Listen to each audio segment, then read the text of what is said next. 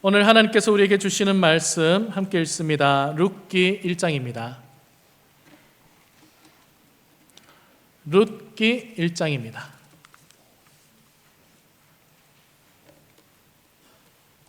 1장 6절에서 18절까지 내용이 좀 길긴 하지만 이게 이야기식으로 되어 있다 보니까 중간에 끊으면 좀 중요한 부분을 놓치게 됩니다. 그래서 중요 구절들도 포함이 되어 있기 때문에 우리 6절부터 18절까지를 다 읽도록 하겠습니다. 교독으로 번갈아 가면서 읽겠습니다. 그 여인이 모압 지방에서 여호와께서 자기 백성을 돌보시사 그들에게 양식을 주셨다 함을 듣고 이에 두 며느리와 함께 일어나 모압 지방에서 돌아오려 하여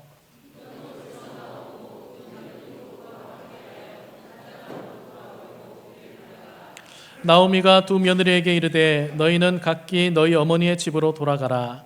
너희가 죽은 자들과 나를 선대한 것 같이 여호와께서 너희를 선대하시기를 원하며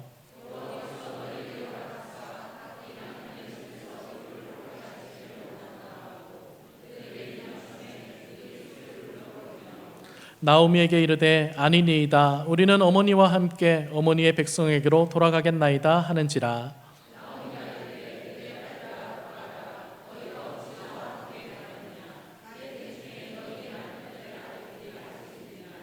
내 딸들아 되돌아가라. 나는 늙었으니 남편을 두지 못할지라.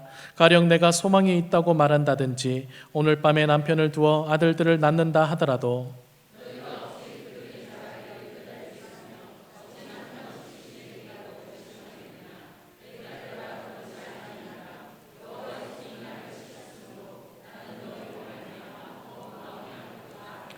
그들이 소리를 높여 다시 울더니 오르바는 그의 시어머니에게 입맞추되 룻은 그를 붙쫓았더라.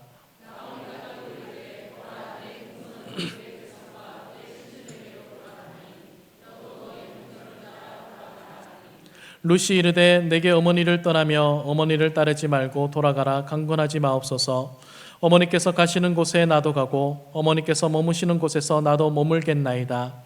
어머니의 백성이 나의 백성이 되고 어머니의 하나님이 나의 하나님이 되시리니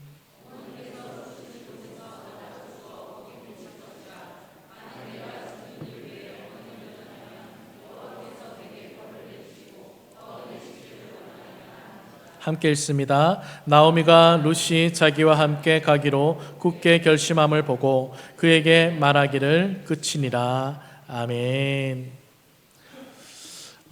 우리 성경 중에 보면 여성의 이름으로 제목 지어진 책이 두 권이 있습니다. 룻기와 에스더입니다.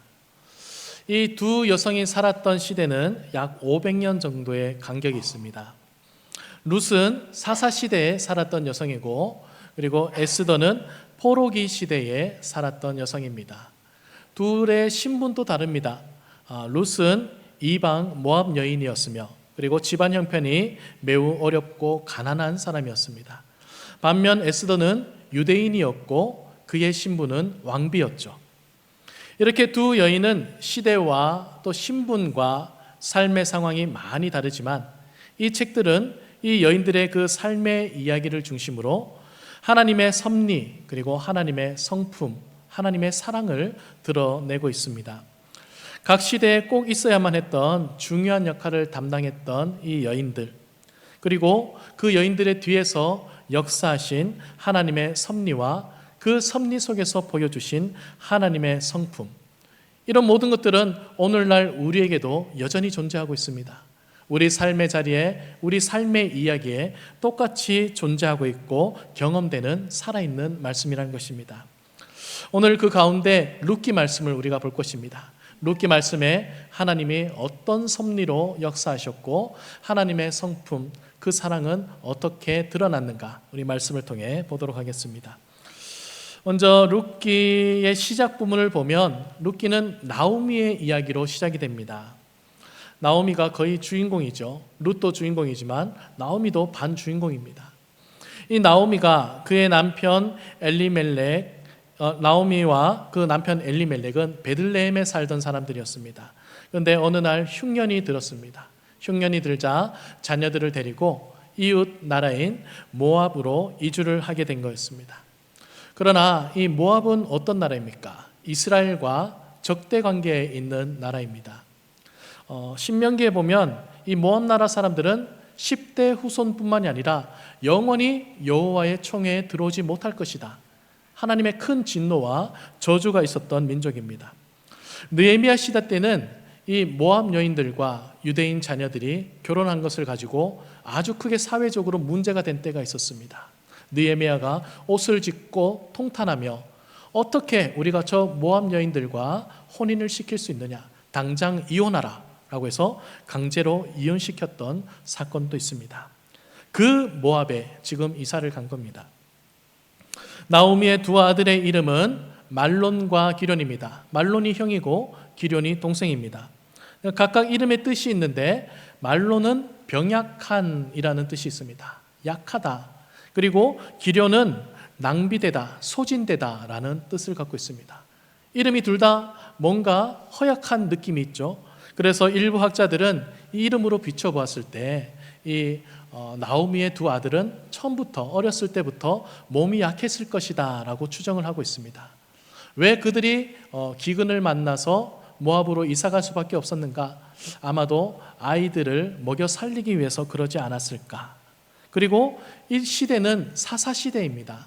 사사시대의 대표적인 그 말씀이 뭡니까? 왕이 없으므로 각기 소견에 옳은 대로 행하였더라 라는 구절이죠. 그래서 사사시대 때는 신앙이 많이 흐려지고 또 불신앙의 문화가 아주 만연해 있던 그 시대인 겁니다. 그러다 보니 이웃 나라에 이민 간다는 것이 그냥 큰 불편 없이 가게 된 것이죠. 자녀들을 위해 선택을 해서 갔던 겁니다. 그렇다고 이 모압에 간 것이 과연 칭찬받을 만한 일인가? 잘한 일인가? 그렇지는 않을 겁니다. 왜냐하면 많은 사람들은 떠나지 않고 베들레헴에 그대로 남아 있었기 때문입니다. 이제 모압으로 이주했습니다. 이주해서 지내는 동안에 이 집안에는 비극적인 상황들이 계속 이어집니다. 먼저 남편 엘리멜렉이 죽어요.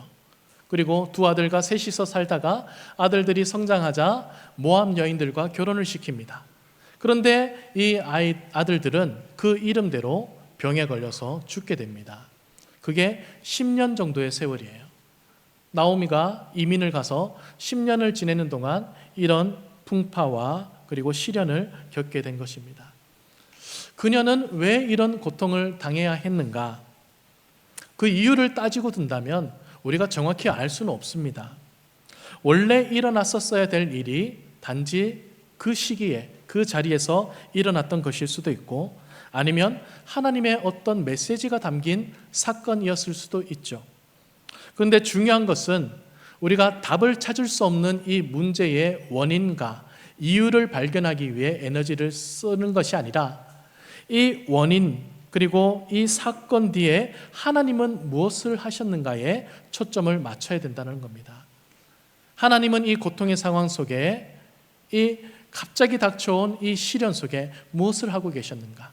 룻기를 보면 하나님은 그들과 함께 하십니다. 나오미와 함께 하시고 룻과 함께 하시고 이 집안과 함께 하시고 그들을 품어주시는 섭리 속에 계십니다. 사랑으로 그들을 만져주셨다라는 것이죠.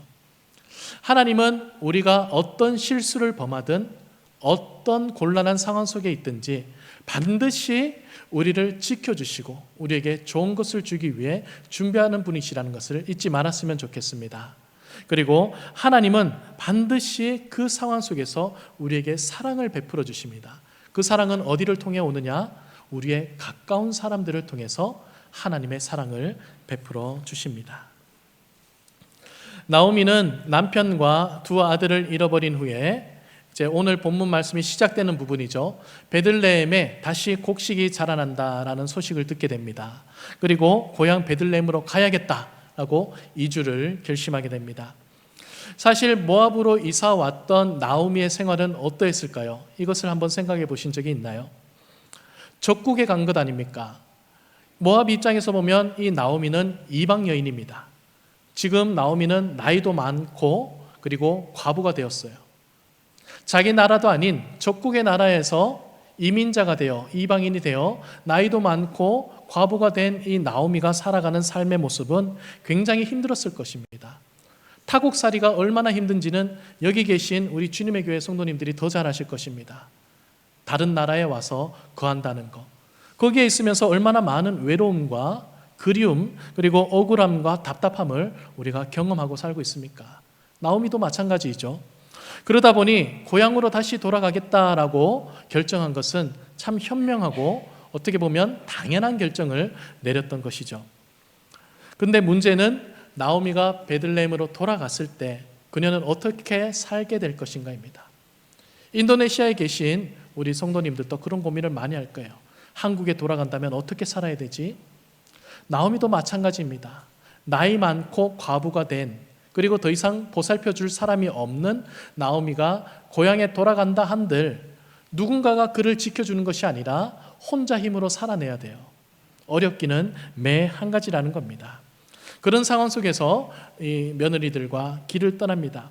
그런데 길을 가면서 나오미는 두 며느리에게 이렇게 얘기를 해요. 8절 9절 말씀입니다. 우리 함께 읽어보도록 하겠습니다. 나오미가 두 며느리에게 이르되 너희는 각기 너희 어머니의 집으로 돌아가라. 너희가 죽은 자들과 나를 선대한 것 같이 여호와께서 너희를 선대하시기를 원하며 여호와께서 너희에게 허락하사 각기 남편의 집에서 위로를 받게 하시기를 원하노라 하고 그들에게 입맞춤에 그들이 소리를 높여 울며. 이 며느리들은 이제 나오미 집안의 사람들이죠. 게다가 아직 젊습니다. 나오미가 고향에 돌아가서 그래도 먹고 살기 위해서는 이 며느리들이 같이 가야 돼요. 같이 가서 그 젊음으로 일을 해야죠.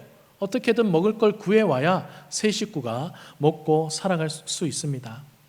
그럼에도 불구하고 나오미는 길을 가다가 며느리들에게 집으로 돌아가라 라고 얘기를 해요. 그러면서 말하기를 너희가 죽은 너희들의 남편과 시아버지 그리고 나를 선대해 준 것 같이 여호와께서 너희들에게 선대해 주시기를 원하며 여호와께서 너희들에게 좋은 남편들을 주사 그 남편을 통해 위로받게 하기를 원한다. 여기서 더 고생하지 말고 가서 좋은 남편 만나서 행복하게 살아라 라고 얘기한 것입니다. 여기 보면 선대하다라는 말이 두 번 나오죠. 앞에 나온 선대와 뒤에 나온 선대는 그 의미가 다릅니다. 앞에 나온 선대하다라는 말의 뜻은 일하다, 만들어내다 라는 뜻이고요. 두 번째 나온 선대하다라는 말은 자비를 베풀다, 친절을 베풀다, 그리고 인자하다 라는 뜻입니다. 그래서 이 두 번째 선대하다라는 말의 원어는 헤세드입니다. 헤세드. 헤세드의 뜻을 보면 약한 자가 공공에 처해 있을 때 강한 자가 그럴 의무가 없음에도 불구하고 자발적으로 보여주는 충성, 이것을 헤세드라고 합니다. 쉬운 말로 풀이하면 강한 사람이 약한 사람에게 의무가 없는데도 불구하고 사랑과 친절을 베풀어주는 그런 모든 것들을 의미한다고 볼 수 있습니다. 구약 성경에서 이 헤세드라는 단어는 주로 인애라는 단어를 들어보셨죠? 인애로 번역이 됩니다. 근데 이 단어가 신약에 가면 아가페라는 단어로 바뀌게 됩니다. 헤세드는 하나님의 사랑을 의미해요. 하나님의 사랑, 강한 자가 약한 자에게 의무가 없지만 그를 사랑하여 그 사랑과 친절로 호의를 베풀어 주는 것. 하나님의 사랑이 그렇지 않습니까? 강하신 하나님께서 약한 우리에게 아무런 이유 없이 베풀어 주시는 그 사랑이라고 할 수 있습니다. 이 헤세드가 이제 그들에게 있기를 원한다라고 얘기를 한 것이죠. 지금 나오미의 상황을 본다면 사실 이 말은 정말 하기 힘든 말입니다. 아까도 말씀드린 것처럼 자신을 봉양해 줄 누군가가 필요해요. 그러나 이 며느리들을 생각하니까 며느리들이 지금은 모압에 있으니까 자기 나라지만 이 베들레헴으로 옮겨가는 순간 어떻게 됩니까? 이방 여인, 이방에 있는 모압 여인이 돼버립니다. 그들이 이방인이 돼요. 그 외로움과 또 유대인들이 손가락질 할 거 아닙니까? 모압에서 왔다 이방인들이다. 그 수치와 모욕들을 당해야 돼요. 그리고 젊음을 헌신하며 가족을 먹여 살리는 수고와 고생을 해야 돼요. 어머니로서 그걸 생각하니까 마음이 아팠던 겁니다. 그래서 오지 말아라 라고 말한 따뜻한 사랑의 말이죠. 지금 하나님의 헤세드, 하나님의 그 헤세드의 사랑이 가장 필요한 사람은 누구인가? 객관적으로 본다면 나오미가 아닐까요? 남편을 잃고 아들을 잃은 당사자는 나오미 아닙니까? 그리고 빈털터리로 많은 나이로 과부가 된 신분으로 돌아가야 되는 처지에 있는 사람도 나오미입니다. 그럼에도 불구하고 나는 이 하나님의 헤세드, 하나님의 축복을 너희들에게 주기를 원한다. 나도 힘들지만, 나도 어렵지만 누구보다 내가 하나님의 보살핌을 받아야 되는 입장이지만 하나님이 너희들에게 선대를 베풀어 주시길 원한다. 너희들에게 하나님의 헤세드가 임했으면 좋겠다라고 얘기를 합니다. 참 아름답지 않습니까? 여기 계신 시어머님들 이런 사랑으로 대하고 계신 거죠. 그렇게 아름답게 사랑을 하신 겁니다. 이 며느리들을 하나님의 사랑으로 사랑한 겁니다. 나오미가 며느리들에게 이 축복의 말을 한 이후에 9절 후반에 보니까 그들이 함께 울었다라고 되어 있어요. 서로의 힘겨운 상황을 다 이해를 하는 겁니다. 같이 살았으니까. 어머니의 상황도 이해가 되고 지금 어머니가 하신 말씀에 그 말에 담긴 사랑도 이해가 되고 그러니까 서로 부둥켜 안고 막 울었던 거예요. 그러고 나서 며느리들이 이제 얘기를 합니다. 10절부터 12절 말씀 함께 읽겠습니다. 나오미에게 이르되 아니니이다. 우리는 어머니와 함께 어머니의 백성에게로 돌아가겠나이다 하는지라. 나오미가 이르되 내 딸들아 돌아가라. 너희가 어찌 나와 함께 가려느냐. 내 태중에 너희의 남편 될 아들들이 아직 있느냐. 내 딸들아 되돌아가라. 나는 늙었으니 남편을 두지 못할지라. 이 며느리들도 어머니를 사랑하니까 따라가겠다고 얘기를 하죠. 그런 와중에 이제 이 나오미가 며느리들을 부를 때 내 딸들아라고 부릅니다. 그 뒤에 구절도 또 있는데 또 딸이라고 불러요. 며느리를 딸이라고 부르는 게 쉽지는 않잖아요. 하지만 딸처럼 그렇게 진짜 사랑했다는 겁니다. 그만큼 각별한 사랑으로 그들에 대해서 진심으로 이제 대해 주었다는 것이죠. 나오미는 이 흉년이라는 뜻밖의 상황을 만났습니다. 그리고 살아남기 위해서 가족들과 함께 저 이방 나라 모압으로 이주를 하게 되었습니다.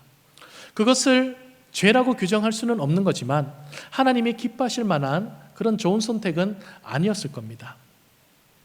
그리고 그 떠난 이후에 뒤이어서 어떻게 됐습니까? 남편이 죽었고 두 아들을 잃게 되는 큰 고난을 맞이하게 되었죠.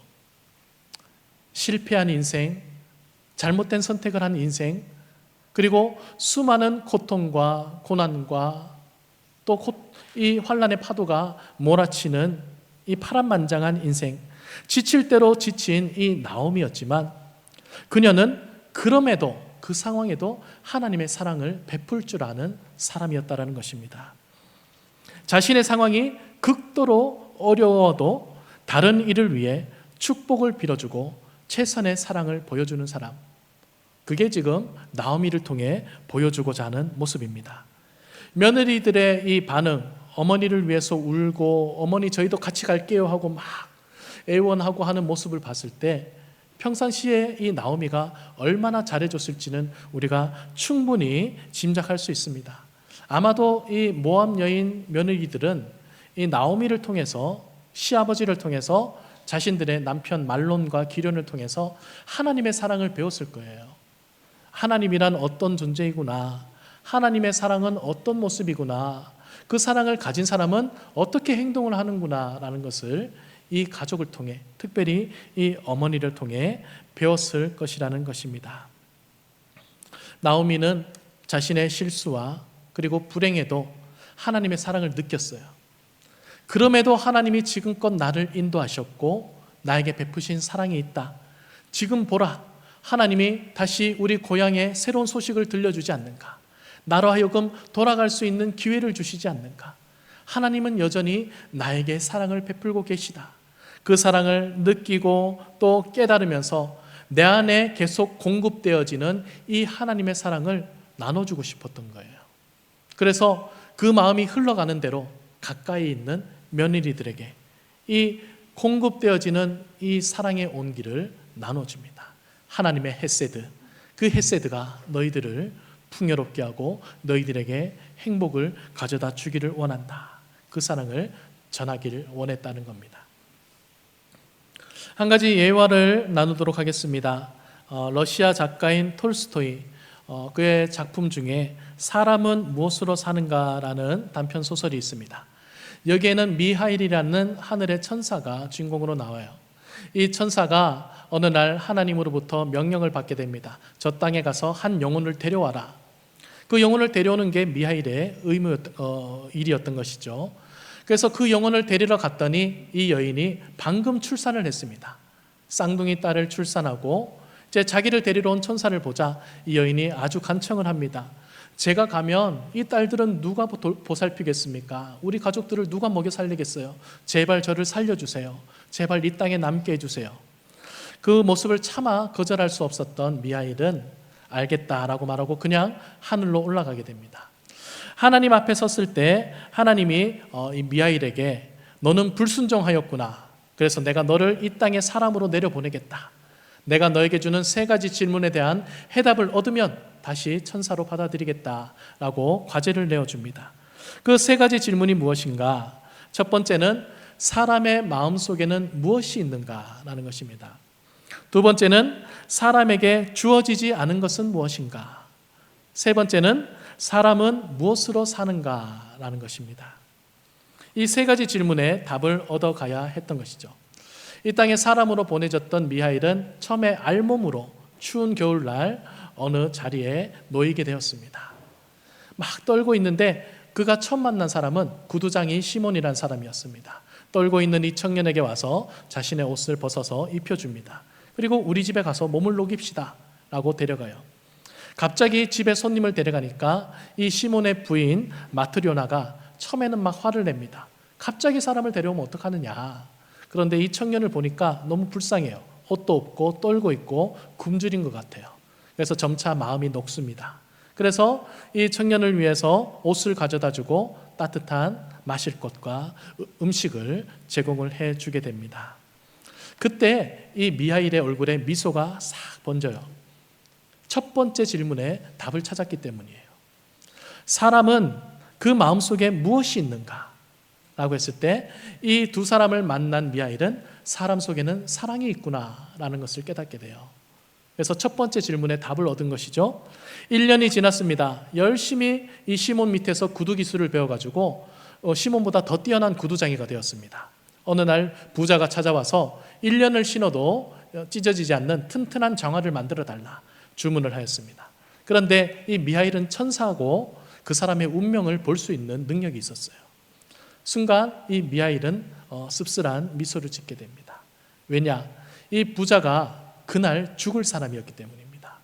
자신이 죽을 것도 모르고 1년 동안 신을 수 있는 튼튼한 장화를 만들어 달라라고 얘기를 했기 때문이죠. 이때 두 번째 질문에 답을 얻었습니다. 사람에게 주어지지 않은 것은 무엇인가? 바로 자신에게 가장 필요한 것이 무엇인지 모른다라는 것입니다. 자신에게 가장 필요한 것을 알 수 있는 능력이 사람에게 없다. 이 사람은 자신이 오늘 죽을 걸 알았다면 그 장화를 요청하지는 않았을 거예요. 다른 걸 구했겠죠. 하지만 사람은 자신의 미래를 모르기 때문에 나에게 가장 필요한 것이 무엇인지 모른다. 이제 또 6년이 지났습니다. 6년이 지나서 구두를 열심히 하고 있는데 한 여인이 찾아오더니 우리 자녀들에게 신길 신발을 만들어주세요. 얘기를 하다 보니까 그 자녀는 쌍둥이였고 딸들이었어요. 그리고 더 얘기를 하다 보니까 그 쌍둥이들이 처음에 미하일이 이 땅에 왔을 때 만났던 그 여인의 자녀들이었던 겁니다. 결국 그 여인은 죽었던 거예요. 죽고 이 어린 쌍둥이는 홀로 남겨지게 되었는데 옆집에 살던 이 여인이 이 쌍둥이를 데려다가 자기도 8개월 된 아들이 있었음에도 불구하고 어려운 살림에 그 두 여자아이까지 보듬어서 키워왔던 거예요. 키우는 중에 결국 자식의 아들은 죽어요. 아들을 먼저 보내고 다른 사람의 딸이었던 이들을 자기의 양녀로 삼아서 지금까지 딸로 키워오고 있었던 겁니다. 이 모습을 봤던 미하일은 세 번째 질문에 대한 답을 얻어요. 사람은 무엇으로 사는가? 사람은 사랑으로 산다라는 것을 깨닫게 됩니다. 사람은 무엇으로 사는가라는 이 질문에 톨스토이가 답한 대답이 바로 사람은 사랑으로 산다라는 것이죠. 이 땅을 살아가는 성도는 주님께서 이미 보여주신 그 사랑으로 사실 살아가는 겁니다. 우리에게는 끊임없이 하나님의 사랑이 공급되고 있어요. 그리고 우리는 그 사랑을 다른 사람에게 표현하고 나눠주기 위해 살아가고 있습니다. 사람은 왜 사는가? 받은 사랑이 있고 그 사랑 때문에 다른 사람에게 전해주며 산다는 것이죠. 이게 바로 헤세드, 하나님의 사랑, 모든 것을 품는 사랑, 그리고 우리가 나누어야 될, 베풀어야 될 사랑이라는 것입니다. 만약 우리가 지금 하나님을 사랑하고 있고 이웃을 사랑하여 나눠주는 삶을 살고 있다면 우리는 살아있는 삶을 사는 겁니다. 그게 우리 삶의 목적이기 때문이죠. 그런데 만약에 성도님들 곁에 사랑을 베푸는 사람이 한 명도 없다면, 나는 하나님도 안 사랑하고 아무도 안 사랑해, 나는 누구에게도 사랑을 안 주고 있어 라면서 살고 있는 사람이 있다면 지금 호흡하지만 사실 그 인생은 죽은 인생입니다. 사람답게 살지 못하고 있기 때문이에요. 그런 의미에서 보자면 지금 나오미는 정말 비참한 삶을 살고 있지만 살아있는 삶을 사는 것이죠. 자기에게 있는 그 사랑을 나눠주고 있기 때문입니다.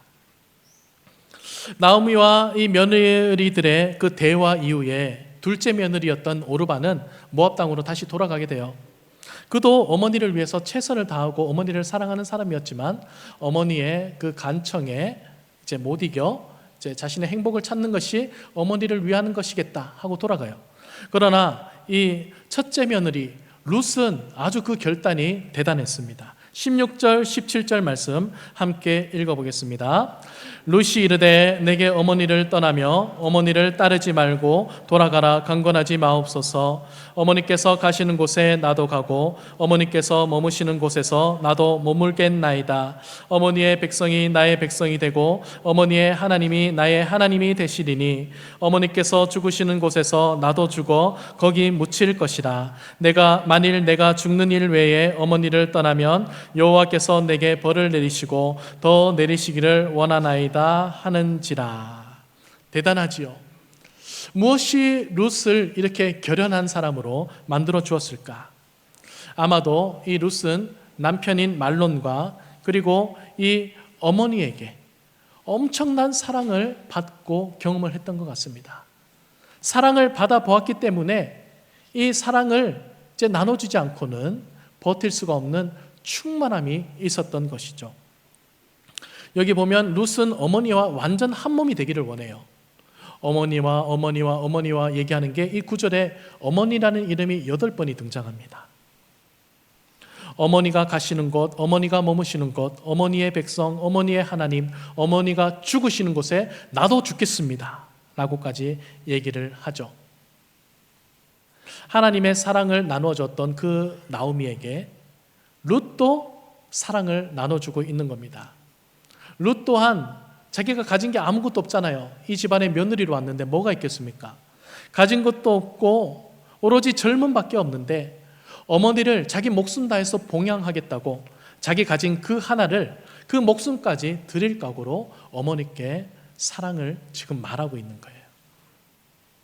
룻이 보여준 이 사랑은 사실 상상을 뛰어넘는 사랑이라고 할 수 있죠. 이런 사랑이 쉽겠습니까? 누군가를 위해 자신의 인생 전부를 걸고 그를 위해 다 주겠다라고 말하는 것이 쉽지 않을 겁니다. 피가 섞이지 않은 이 가족관계에서 과연 그렇게 누가 할 수 있겠습니까? 하지만 이 극도의 공경의 상황에서 줄 수 있는 그 사랑은 하나님의 사랑 헤세드였기 때문에 그렇게 나누어 줄 수가 있었던 것입니다. 여기서 보이는 룻의 이 사랑은 예수님의 사랑을 나타내는 하나의 예표라고 볼 수 있습니다. 예수님도 우리에게 사랑을 주시면서 말씀하세요. 네가 가는 곳, 네가 머무는 곳, 너의 나라, 너의 가족, 네가 죽는 그 자리까지 나는 결코 너를 떠나지 않겠다. 너와 함께 있겠다. 이게 예수님이 우리에게 주시는 사랑 아닙니까? 룻의 이 사랑이 예수님의 사랑을 드러낸다는 것입니다. 예수님은 우리를 인해 죽으셨죠. 우리가 죽어야 했던 그곳에서 우리를 대신해서 죽으셨고 우리가 다시 살아나야 되는 그 자리에서 우리와 함께 살아나셨습니다. 그리고 지금도 성령으로 우리 마음속에 내주하고 계십니다. 그 사랑, 그리고 그 헤세드, 그 아가페가 오늘 우리들에게 있다라는 것입니다. 이것을 잊어버려서는 안 됩니다. 우리는 사랑받지 못한 영혼이 아닙니다. 사랑이 없는 영혼이 아니에요. 메마른 심령이 아닙니다. 우리는 사랑받고 있는 사람들이고 이미 예수 그리스도의 이름을 부른 순간 그 예수님이 우리 마음에 들어와 있기 때문에 우리는 그 사랑에 넘치는 사람들이라는 것입니다. 이제는 그 사랑을 나누어 줘야 되는 그 사람이 바로 우리들입니다. 룻기 2장부터는 보아스가 등장을 하게 됩니다. 보아스도 또 하나의 하나님의 사랑을 가지고 있는 사람입니다. 보아스는 부요했고 성실했고 하나님을 잘 믿고 섬기는 사람이었습니다. 이 가뭄의 시기에 이 베들레헴에 남아 있으면서 가난한 사람들을 다 도와주고 있었어요. 그야말로 하나님의 헤세드를 삶으로 실천하고 있던 사람이 보아스였습니다. 이 보아스는 나오미와 룻이 돌아왔다는 소식을 듣게 됩니다. 그리고 룻에게 얘기를 해요. 우리 밭에 와서 보리를 얼마든지 가져가라. 그것으로 먹고 살아라. 그리고 또 룻을 부릅니다. 자기가 먹고 있던 음식 중에 가장 맛있고 귀한 것들을 룻에게 나눠줘요. 룻은 이것을 들고 가서 어머니와 나눠 먹습니다. 그리고 이방 여인인 이 룻을 아무도 함부로 괴롭히지 못하도록 이 룻을 보호해주고 지켜주었습니다. 나오미는 이 보아스가 베푼 친절에 대한 이야기를 들어요. 그리고서 하나의 소망을 갖습니다. 이 보아스가 우리 집안에, 그리고 내 사랑하는 며느리 룻에게 귀한 하나의 후원자가 될 수 있겠구나, 기업을 대신 물려줄 사람이 될 수 있겠구나 라고 소망을 보게 됩니다. 이 기업을 물려주는 풍습은 들어보신 분도 계시겠지만 원래는 친한 형제간에, 직계 형제간에 이루어지는 풍습입니다. 형이 죽으면 동생이 그 형의 형수와 자녀들을 대신 맡아서 부부가 되고 그 집 형의 이름으로 그 집의 기업을 잇게 해주는 것, 이게 바로 기업 무르는 자의 제도입니다. 그러나 보아스는 좀 거리가 있는 친척이었어요. 그럼에도 불구하고 그가 하나님의 신실한 사람이었기 때문에 우리를 불쌍히 여겨서 우리는 기업 물을 자가 가까이 없지만 그가 그것을 해줄 수 있겠다. 그래서 이 나오미는 룻과 함께 적극적으로 보아스에게 자신들이 원하는 바를 표현을 합니다. 그랬을 때 보아스는 그들의 표현을 듣고 그들의 기업을 무르는 자로서 자신의 사명을 다하기로 결단을 해요. 그래서 이들이 갖고 있던 수많은 빚을, 그 값을 대신 치러줍니다. 값을 치러주고, 그리고 룻은 자신의 아내로 맞아들여서 이 룻과 보아스가 함께 행복한 삶, 행복한 가정을 이룰 수 있도록 그의 삶을 지켜주고 살아가게 됩니다. 이 보아스의 사랑, 이 보아스도 자신의 인생을 걸었죠. 그들을 위해 기꺼이 값을 지불했고, 그리고 자신의 인생을 그 집안에 집어넣어서 그들과 한 가족이 되고 그 인생을 책임지게 됩니다. 이 사랑 또한 예수님의 사랑의 예표라고 할 수 있습니다. 예수님은 우리를 위해 십자가의 대속의 사랑을 보여주셨습니다. 우리의 생명과 우리의 기업을 이어가게 해주기 위해서 대신 값을 치르셨다는 겁니다. 우리의 목숨을 예수님께서 대신 값을 치러 주셨고, 그리고 지금 우리의 신랑이 되어서, 우리의 남편이 되어서 우리에게 행복을 주며 우리와 함께 살아가고 계시는 것이죠. 이처럼 나오미와 룻과 보아스는 각각 자신의 처지와 상황이 다른 사람이었습니다. 하지만 이들은 다 하나같이 하나님의 사랑을 받은 사람으로서 그 사랑을 내 안에만 놔두는 것이 아니라 나눌 줄 아는 사람들이었다는 것이죠. 룻기에 숨어있는 하나님의 섭리는 무엇인가? 그것은 사사시대처럼 하나님을 향한 믿음이 변질되고 죄악이 만연한 시대라고 할지라도 하나님의 사랑은 여전히 사람들에게 나누어지고 있고, 그리고 그 사랑을 받은 사람들은 어떤 상황에서도 그 사랑들을 나눠가면서 하나님의 나라를 만들어가고 있다는 것입니다. 그 메시지, 이 하나님의 숨겨진 섭리가 룻기에 담겨 있는 겁니다. 하나님의 그 사랑은 지금도 우리에게 있죠. 우리에게 역사하시면서 우리를 통해 그 사랑이 흘러가기를 요청하고 있습니다. 룻기는 위치상으로 보면 사사기와 그리고 다윗 왕의 이야기가 나오는 사무엘 상하의 가운데 있습니다. 아주 혼탁한 시대와 하나님이 세우신 왕이 세워질 나라, 그 시기가 오기 전에 가운데 시기에 이 룻기가 쓰여졌는데, 이 룻기의 의미는 무엇인가? 이 혼탁한 시대에 하나님은 뒤에서 보이지는 않지만 많은 사람들에게 사랑을 베풀고 그 사랑을 서로 전하게 하고 하나님의 나라를 계속 만들어가는 계획을 세우셨고, 이 계획들이 마침내 하나의 열매로 가시화된 것이 다윗이라는 왕이라는 것입니다. 그리고 그 다윗의 후손 예수 그리스도, 완전한 사랑의 화신인 예수 그리스도로 열매 맺게 되었다는 것입니다. 룻기의 마지막 부분은 이렇게 끝이 납니다. 보아스와 룻이 결혼해서 자녀를 낳았는데 그 자녀의 이름은 오벳이었고 그 오벳의 자녀 이름은 이새였고 그 이새의 아들 이름이 다윗이었더라. 다윗이라는 하나님이 선택하신 그 왕, 하나님이 가장 사랑하시고 가장 사랑을 잘 베풀었던 그 왕이 태어나기까지 그 전에 이미 하나님의 헤세드를 서로 나누고 주고받았던 보아스와 룻이 있었던 것이죠. 그들을 통해 이 열매를 하나님이 맺게 하셨다라는 것입니다. 우리 성도들은 인생이라는 우리 삶의 시간들을 통해서 우리 자신에게 주어진 모든 상황 속에서 사랑을 베푸는 법을 배워갑니다. 우리의 삶이 비록 실수가 많고 죄의 유혹을 떨쳐내지 못하는 연약함 속에 놓여 있다고 할지라도, 그리고 우리가 가난하거나 혹은 부하거나 혹은 성공하거나 혹은 원망하거나 그리고 억울함만 가득한 상황에 놓여 있다 할지라도, 그럼에도 불구하고 하나님의 사랑을 베푸는 것은 우리들의 사명입니다. 이것을 기억해야 됩니다. 설교자 토저는 믿음에 대해서 이렇게 얘기합니다. 믿음이란 당신이 도달하는 결론이 아니라 당신이 살아가는 삶의 여정 자체가 믿음이다 라고 얘기를 해요. 우리의 믿음이 삶의 여정이라면 그 믿음이라는 여정 가운데 가장 중요한 것은 무엇이냐? 바로 사랑이라는 것입니다. 사랑을 받을 줄 알고 사랑을 베풀 줄 아는 것이 믿음이라는 것이에요. 그걸 행하는 것이 우리의 믿음이라는 것입니다. 오늘날 우리 시대를 새로운 사사시대라고 부를 수 있을 것입니다. 현대판 사사시대.